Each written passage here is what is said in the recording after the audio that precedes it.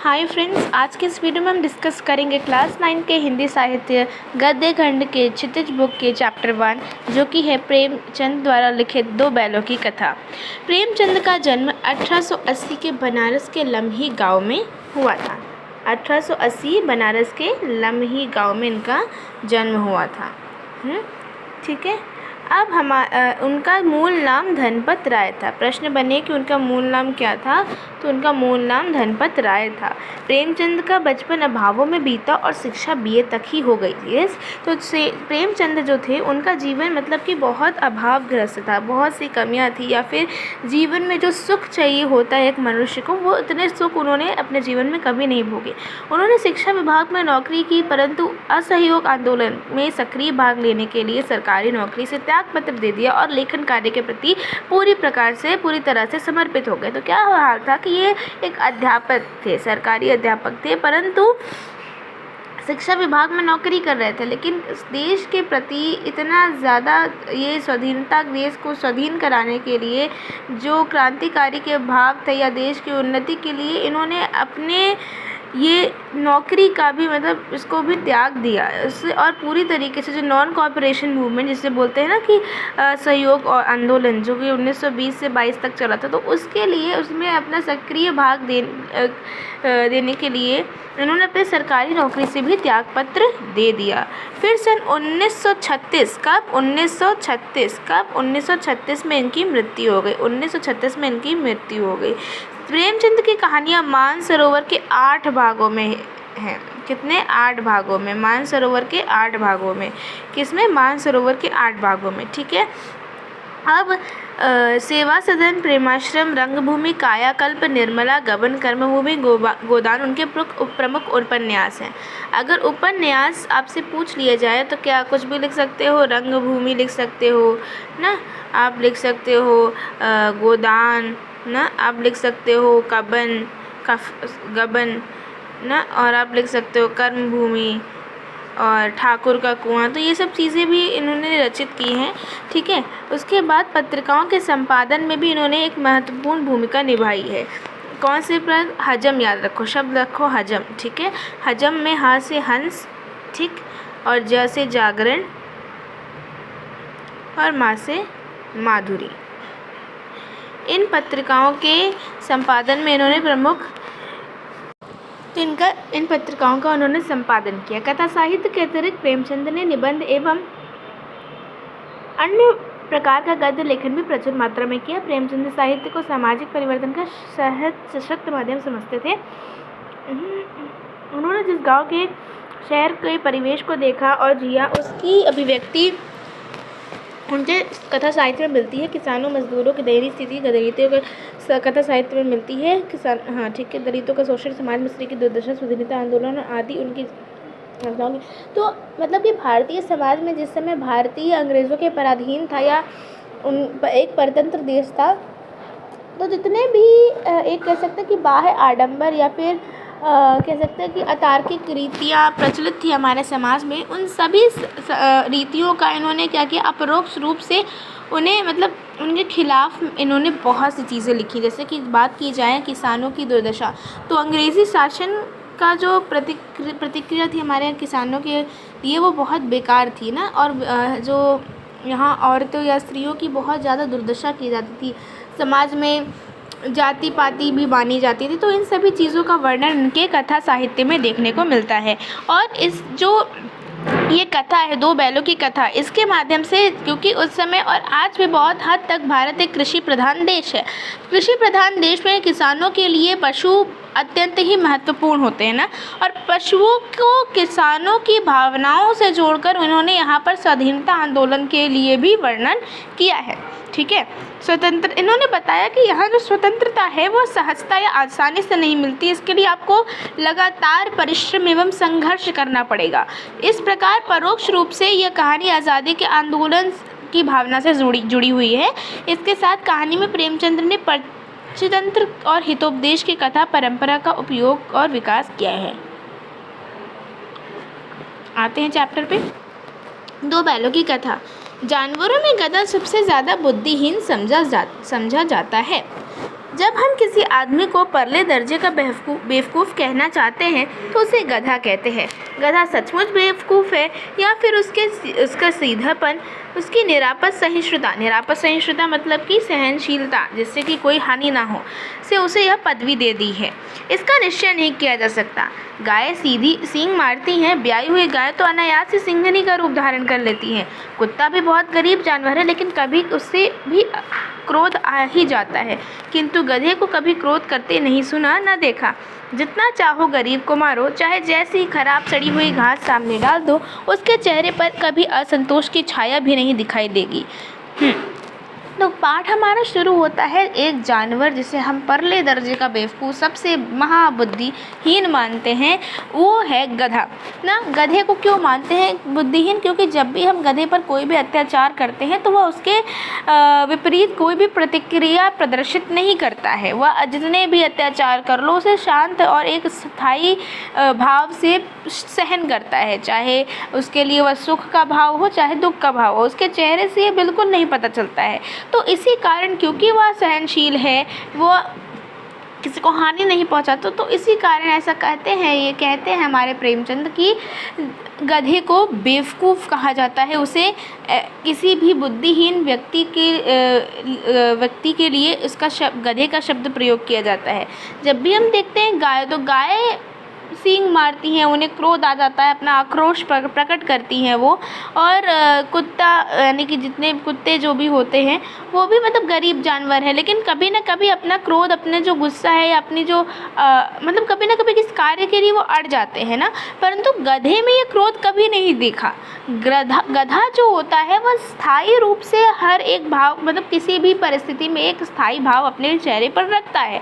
उसको चाहे जितना मारो, चाहे कोई भी घास सामने डाल दो, ना भी दो, तो उसके चेहरे पर कभी भी असंतोष की छाया नहीं दिखाई देती। वैशाख में एक आध बार चाहे कुलेल कर लेता हो, पर हमने तो उससे कभी खुश होते नहीं देखा। उसके चेहरे पर एक विषाद स्थायी रूप से छाया रहता है। सुख दुख हानि लाभ किसी भी दशा में उसे बदलते नहीं देखा। ऋषि मुनियों के जितने गुण हैं वे सभी उसमें पराकाष्ठा को पहुँचे गए हैं।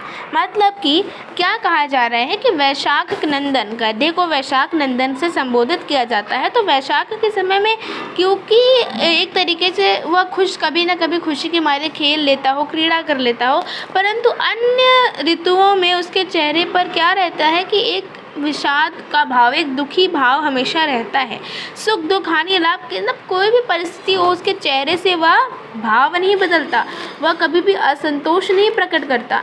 ये गधे के गुणों की समानता ऋषियों मुनियों के गुणों से प्रेमचंद करते हुए कहते हैं कि जिस प्रकार हम ऋषि मुनियों को देखते हैं, तो ऋषि मुनियों में जो गुण हैं वो गधे में पराकाष्ठा तक पहुँचे गए हैं।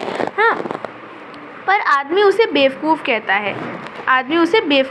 है। हम ऋषि मुनियों के गुणों का अत्यंत ही आदर करते हैं, परंतु जब ये बात गधे के लिए या ये गुण गधे में है, जैसे ऋषि मुनि सहनशील होते हैं, वह प्रतिक्रिया नहीं प्रकट करते, वह शांत होते हैं, यही गुण गधे में भी पाए जाते हैं, परंतु हम गधे के गुणों का अपमान करते हैं। इसी बात की लेखक ने बात की है।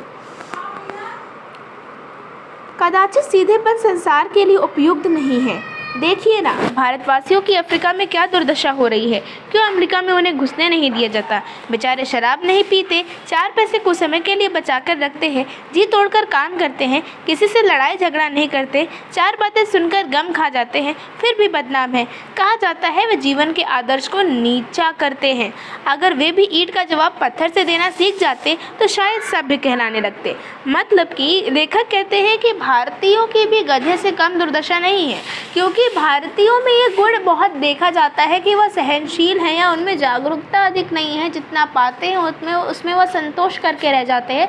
इस कारण अफ्रीका, अमेरिका जैसे देश में रह रहे भारतीयों की अत्यंत ही दयनीय स्थिति है। उनका वहाँ पर अत्यधिक शोषण होता है। ऐसा कहा जाता है कि इस तरीके के विकसित देशों में, मतलब कि अमेरिका जैसे विकसित देश में अगर इस प्रकार के प्राणी भारतीय जाते हैं तो वे इनके समाज के आदर्श को नीचा करते हैं, उनके आदर्श की मतलब एक तरीके से उसका तिरस्कार होता है अमेरिका के समाज का ना। तो ये भावना किस लिए जागरूक हुई वहाँ के लोगों में, मतलब कि विदेश के लोगों में भारतीयों के लिए ऐसा दृष्टिकोण क्यों है?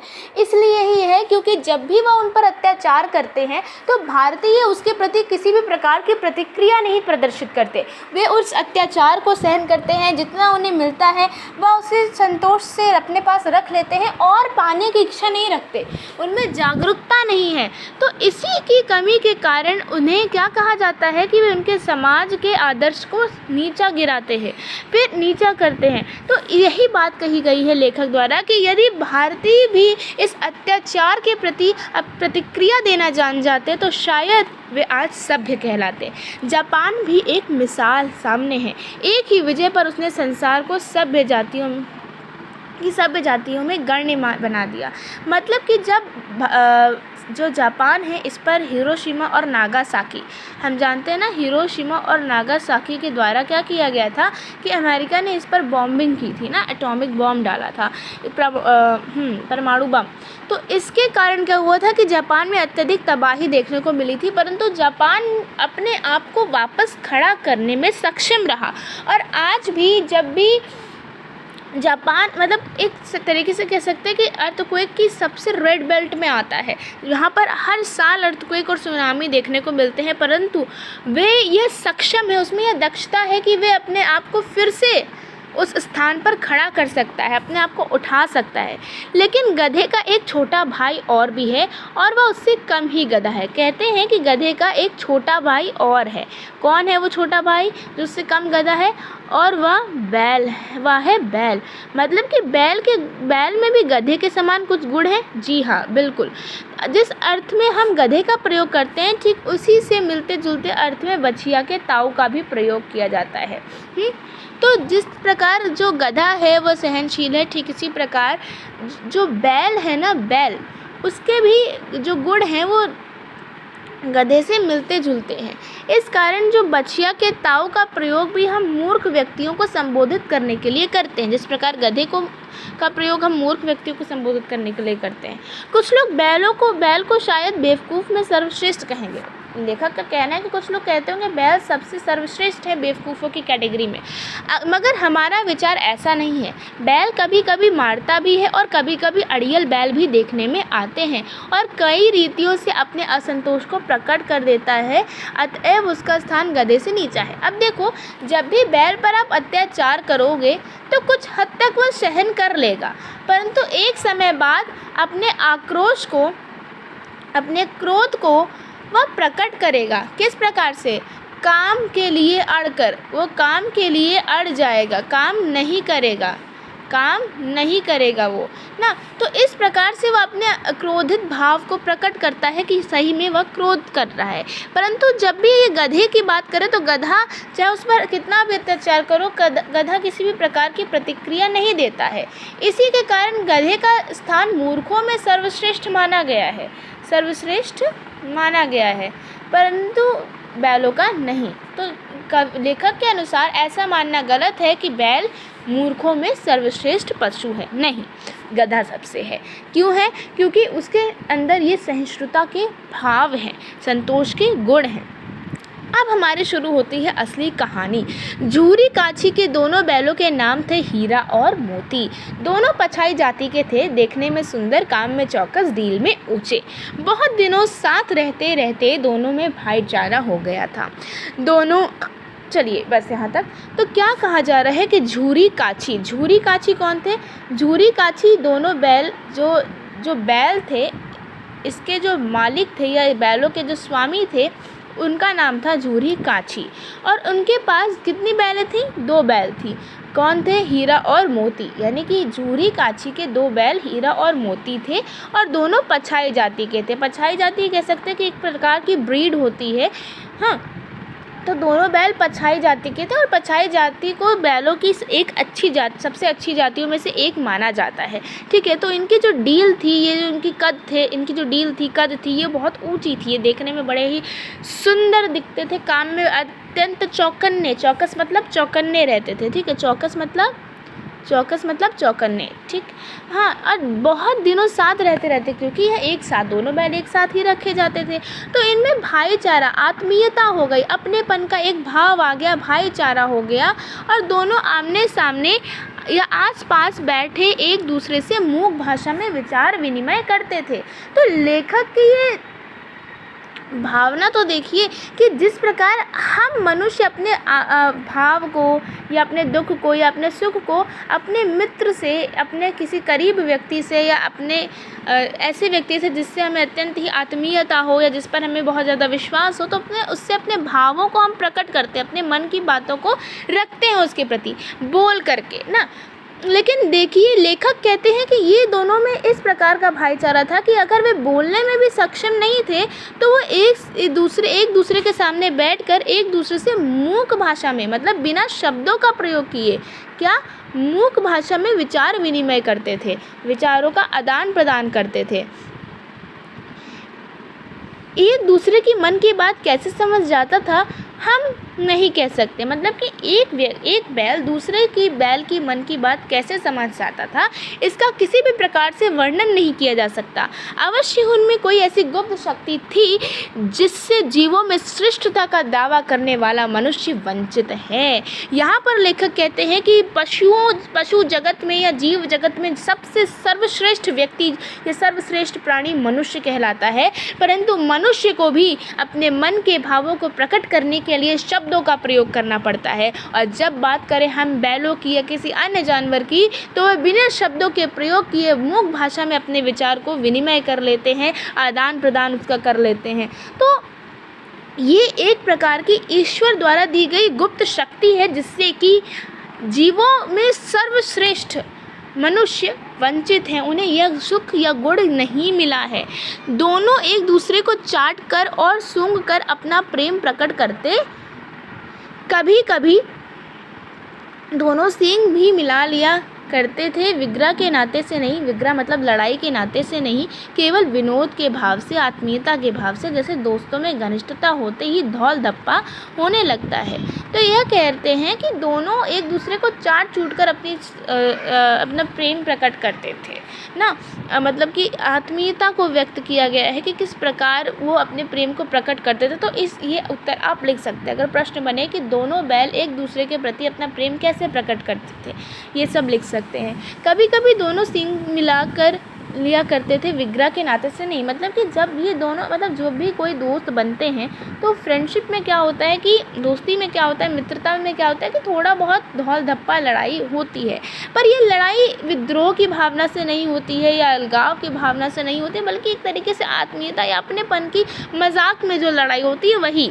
तो इस तरीके ये खेल में लड़ने लगते थे, मतलब अपनी सींग को मिला लिया करते थे, लेकिन विद्रोह की भावना से नहीं, विग्रह की भावना से नहीं, अलगाव के भावना की से नहीं।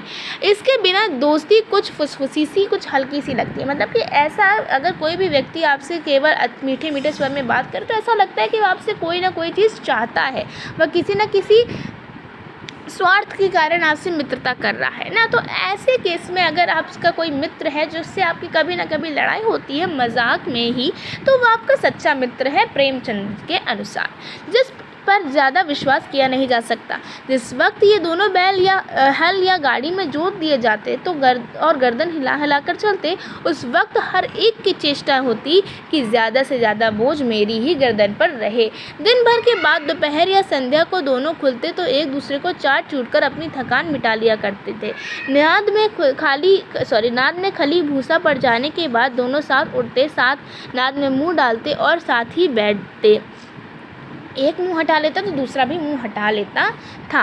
अब क्या कहा गया कि जब भी इन दोनों बैलों को हल या गाड़ी में जोत दिया जाता था, मतलब कि जो भी गाड़ी वगैरह रहती थी तो उनकी गर्दनों पे जब वो ये बैल थे तो उनकी गर्दन में जब वो गाड़ी रख दी जाती थी, तो ऐसी स्थिति में क्या होता था कि ये दोनों जब चलते थे तो हर एक की चेष्टा होती थी कि ज़्यादा से ज़्यादा बोझ उसी की गर्दन पर आए, अन्य बैल की गर्दन पर बोझ ना आने पाए ना। साथ ही साथ क्या था कि जब इनको जब काम से मुक्त हो जाते थे और शाम के समय या जब ये बैल खुलते थे दोपहर के समय या संध्या यानी शाम के समय, तो एक दूसरे को चाट चूट कर अपनी थकान को मिटाते थे। जिस प्रकार व्यवहारिक जगत में एक व्यक्ति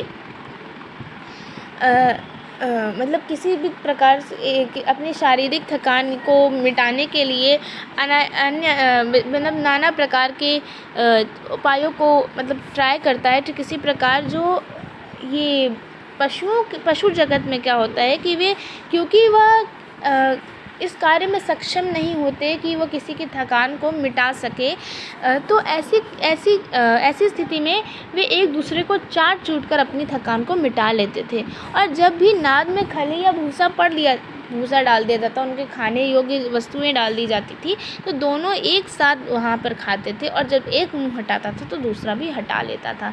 संयोग की बात है कि झूरी ने एक बार गोई को ससुराल भेज दिया। गोई मतलब कि इन दोनों बैल के पेयर्स को, जोड़े को ना, गोई मतलब दोनों बैल के जोड़े को, ठीक है। बैलों को क्या मालूम था कि वे क्यों भेजे जा रहे हैं। समझे, मालिक ने हमें बेच दिया, मतलब कि झूरी उन्हें बेचना नहीं चाहता था, परंतु बैलों के मन में यह भाव आ गया कि मालिक ने उन्हें बेच दिया, ठीक है। अपना यूँ बेचा जाना उन्हें अच्छा लगा या बुरा कौन जाने, पर झूरी के साले गया को घर तक गोई ले जाने में दांतों पसीना आ गया। अर्थात कि जो बैल थे उन्हें अपने स्वामी से अत्यंत प्रेम था, स्वामी भक्ति की भावना उनमें बहुत ज़्यादा थी। जब झूरी जो दोनों बैलों का मालिक था, उसने ये गोई को अपने ससुराल, मतलब कि गया जो उनका साला था, उनकी पत्नी के जो भाई थे, उनको ये बेच दिया, मतलब बेचा नहीं, मतलब उन्हें दे दिया। तो बैलों को ऐसा प्रतीत हुआ कि वह किसी और के हाथों बेचे जा रहे हैं, तो बैलों के मन में एक तरीके से दुख की भावना जगी। अब इसकी वर्णन नहीं कहते हैं, लेखक कहते हैं कि इसका वर्णन किया नहीं जा सकता कि बैलों को ये अच्छा लगा या नहीं, परंतु जब गया जो कि उनका साला था, झूरी के साले गया को घर ले जाने में, मतलब वो जब गायों को अपने घर ले जा रहा था तो उसे दांतों पसीना आ गया, मतलब कि किसी न किसी प्रकार से दोनों बैल उसके घर ना जाने का प्रयास कर रहे थे कि किस प्रकार ये गया हमें छोड़ दे, हम अपने मालिक झूरी के पास वापस चले जाए। पीछे से हाँकता तो दोनों दाएं बाएं भागते, पगहिया पकड़ कर आगे से खींचता तो दोनों पीछे की ओर जोर लगाते, मारता तो दोनों सींग नीचे करके हुंकारते। अगर ईश्वर ने उन्हें वाणी दी होती तो झूरी से पूछते, तुम हम गरीबों को क्यों निकाल रहे हो। अच्छा चलिए यहाँ पर रुकते हैं कि यहाँ पर क्या है कि यहाँ पर लेखक ने कथा चित्र का प्रयोग किया गया। कथा चित्र मतलब कि किसी भी घटना को इस प्रकार से वर्णित करना, कि जो भी तुम्हारे पाठ को पढ़ रहा है, जो भी रीडर है ना, तो उसके मन में उस सिचुएशन की एक प्रकार से क्या बन जाए, चित्र बन जाए। वो इस प्रकार से उसको वर्णित किया गया है। जिस तरीके यहाँ पर लिखा गया है कि उसको ले जाने में दांतों पसीना आ गया, जब वो पीछे से हाँकता तो वो दोनों दाएं बाएं भागने लगते। मतलब कि अगर ये गाड़ी है, यहाँ गया बैठा है और ये दोनों बैल है, तो यहाँ से अगर उनको मारता तो वो कहीं इधर जाते तो कभी इधर जाते, और जब आगे से पकड़ के ये गया रस्सी से इन बैलों को खींचता तो ये पीछे की ओर जोर लगाने लगते, और जब गया गुस्सा जाता तो वो दोनों बैलों को मारने लगता, और जब वो दोनों बैलों को मारता तो दोनों बैल अपने सिर को नीचे झुका करके गुस्से से हुंकारते थे। वे कहते हैं कि यदि ईश्वर ने उन्हें वाणी दी होती, अगर मूक भाषा की बजाय वे शब्दों का प्रयोग करने में सक्षम होते, तो अपने मालिक झूरी से कहते कि तुम हम गरीबों को क्यों निकाल रहे हो, हमने तो तुम्हारी सेवा में कोई कसर नहीं उठा रखी। अगर इतनी मेहनत से काम न चलता था तो और काम ले लेते, हमें तो तुम्हारी चाकरी में मर जाना कबूल था। हमने कभी दाने चारे की शिकायत नहीं की, तुमने जो कुछ खिलाया वह सिर झुकाकर खा लिया, फिर तुमने हमें इस जालिम के हाथों क्यों बेच दिया। वे अपने शिकायती भाव को प्रकट करते हैं। कौन? वे दोनों बैल। कहते हैं कि अगर ईश्वर ने उन्हें वाणी दी होती तो अपने मालिक से पूछते कि हम गरीबों, हम नाचार पशुओं को तुमने मतलब कि इस क्रूर इंसान के हाथों क्यों बेच दिया? क्योंकि उन्हें ऐसा लग रहा था कि झूरी ने उन्हें बेच दिया। तो वो अपने मालिक से प्रश्न पूछ रहे हैं कि तुमने इस क्रूर व्यक्ति के हाथों हमें क्यों बेच दिया? हमने तो तुम्हारी सेवा करने में या हम तुम्हारे लिए अत्यंत ही महत्वपूर्ण थे। तुम जो भी कहते, जो भी करवाते, जितना काम करवाते वह सब करने में तैयार थे।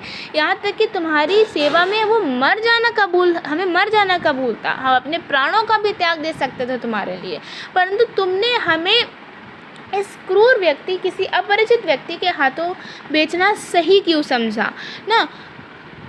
कहते हैं कि तुमने जो कुछ खिलाया वह हमने सिर झुकाकर खा लिया, परंतु तुमने इस क्रूर, इस जालिम व्यक्ति के हाथों हमें क्यों बेच दिया? अब यहाँ पर प्रश्न पूछा जा सकता है कि यहाँ पर इस जालिम व्यक्ति से क्या तात्पर्य है? इस जालिम व्यक्ति से, तो इस जालिम व्यक्ति से तात्पर्य है गया का। यहाँ पर प्रश्न पूछा जा सकता है कि इन सभी भावों को प्रकट करके लेखक क्या प्रदर्शित करना चाहते हैं? तो लेखक यह प्रदर्शित करना चाहते हैं कि दोनों बैलों के प्रति स्वामी भक्ति की भावना थी। वे अपने मालिक से बहुत ज़्यादा प्रेम करते थे और उनसे अलग होना या किसी अपरिचित व्यक्ति के हाथों जाना उन्हें किसी भी प्रकार से मंजूर नहीं था। संध्या समय दोनों बैल अपने नए स्थान पहुँचे। दिन भर के भूखे थे, लेकिन जब नाद में लगाए गए तो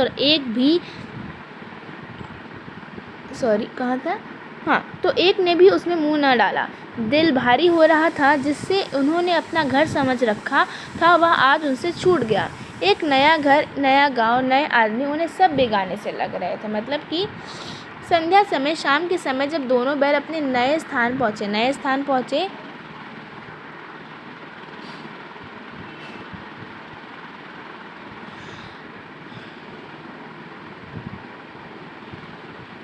तो वहाँ पर जब उन्हें खाने के लिए चारा दिया गया, भूखे थे, नाद में चारा दिया गया, तो उन्होंने अपने नाद में मुंह नहीं डाला। वह खाने के लिए तैयार नहीं थे, क्योंकि वहाँ पर सब उन्हें मतलब बेराग सा लग रहा था, बेस्वर सा लग रहा था, स्वर रहित लग रहा था, सब कुछ बहुत बेकार लग रहा था, बेगाने सा लग रहा था, क्योंकि उनका जो अपना घर था, उनके जो अपने मालिक थे, उनसे वह दूर हो चुके थे। उनके दिल में एक तरीके से दुख की भावना जागरूक हो रही थी।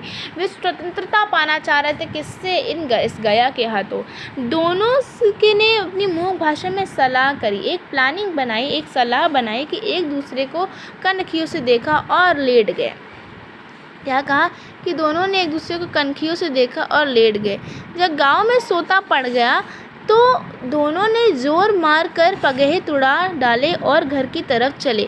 पगहे बहुत मजबूत थे, अनुमान न हो सकता था कि कोई बैल उन्हें तोड़ सकेगा, पर इन दोनों में उस समय दूनी शक्ति आ गई। एक झटके में रस्सियाँ टूट गईं। क्या कहा है कि दोनों बैल मूक भाषा में सलाह करे कि चलो, एक दूसरे को कनखियों से देखा, सलाह की कि यहाँ से चलते हैं। तो उन्होंने क्या किया कि अपने पगहे, अपने गले में बंधी रस्सियों को तोड़ने का विचार बनाया। सलाह की कि किसी न किसी प्रकार से हम यहाँ से जाएंगे। जब रात्रि हो गई, रजनी छा गई, कालिमा छा गई, तो उन्होंने क्या किया कि अपने गले में बंधी रस्सियों को जोर लगा करके तोड़ दिया और वहाँ से चले गए। यह अनुमान नहीं लगाया जा सकता था कि क्योंकि रस्सी अत्यंत मजबूत थी, तो किसी ने यह विचार भी नहीं किया था कि रस्सी टूट सकती है। परंतु उस समय क्योंकि उनके मन में विद्रोह और स्वतंत्रता की भावना जाकर खो चुकी थी, तो उनमें दूनी शक्ति आ गई और एक झटके में उन्होंने रस्सियों को तोड़ दिया। झूरी प्रातःकाल सोकर उठा तो देखा कि दोनों बैल चरनी पर खड़े थे। चरनी मतलब जहाँ नाद होता है, बैलों की चरने की स्थान जो होता है उसे चरनी कहते हैं। तो जब सुबह उठकर झूरी ने देखा तो अपने दोनों बैलों को देखकर वह हैरान था। दोनों की गर्दनों में आधा आधा गराम लटक रहा था, घुटने तक पाँव कीचड़ से भरे है और दोनों की आंखों में विद्रोह में स्नेह झलक रहा है। विद्रोह किस लिए? क्योंकि गया के हाथों बेच दिए गए थे, वहाँ पर बांध कर रखा गया तो उन्हें वहाँ अच्छा नहीं लग रहा था, और स्नेह अपने मालिक के लिए, क्योंकि उनके मालिक उन्हें सामने दिख रहे थे। तो वह तुरंत ही उसके पास गए। उनके गले में आधा आधा गराम लटक रहा था और घुटने में कीचड़ था, मतलब घुटने तक उनके पाँव में कीचड़ लगा हुआ था, क्योंकि रात्रि के समय वह वहाँ से भागे थे ना, और रात के समय में भागने में भी वह सक्षम थे। झूरी बैलों को देख देखकर उन्हें स्नेह से गदगद हो उठा। दौड़कर उन्हें गले लगाया। प्रेमालिंगन और चुंबन का वह दृश्य बड़ा ही मनोहर था। घर और गांव के लड़के जमा हो गए और तालियां बजा बजाकर उनका स्वागत करने लगे। गांव के इतिहास में यह घटना अभूतपूर्व न होने पर भी महत्वपूर्ण थी। बाल सभा ने निश्चय किया, दोनों पशुवीरों को अभिनंदन पत्र देना चाहिए। कोई अपने घर से रोटियां लाया और कोई गुड़, कोई चोकर, कोई भूसी। मतलब कि जब झूरी ने उन बैलों को देखा तो वह अत्यंत ही प्रसन्न हुआ। उसने उन्हें प्रेम से गले लगाया, उन्हें चूमा, और यह दृश्य देखने में ऐसा लग रहा था कि यह बड़ा ही मनमोहित करने वाला दृश्य था। अब कहा कि जो गांव के लड़के थे या गांव के बच्चे थे, उन्होंने दोनों बैलों का जो स्वागत है तालियां बजाकर किया। ऐसा कहा जाता है कि जो ये गाँव में घटित घटना थी, यह कभी भी पहले नहीं हुई थी, अभूतपूर्व नहीं थी, परंतु एक महत्वपूर्ण घटना थी क्योंकि यह पहली बार हुई थी। और दोनों पशु, क्योंकि हम इन्हें सबसे बुद्धिहीन पशुओं में से एक मानते हैं बैलों को, और बुद्धिहीन होने के बावजूद भी अपने मालिक के प्रति इतना प्रेम उनमें कैसे उमड़ सकता है कि वह रात्रि में भी रास्ता पहचान कर अपने घर आने में सक्षम थे। दोनों बैलों के लिए जो बच्चे थे, उन्होंने कहा कि इन्हें अभिनंदन पत्र इसके लिए तो ज़रूर देना चाहिए। और दोनों पशुवीरों को के लिए उन्होंने क्या लाए, अपने घर से गुड़ लाए, चोकर लाए, रोटियां लाई और उनके लिए ताली बजाई। ठीक है, अब नेक्स्ट पार्ट में हम आगे डिस्कस करेंगे।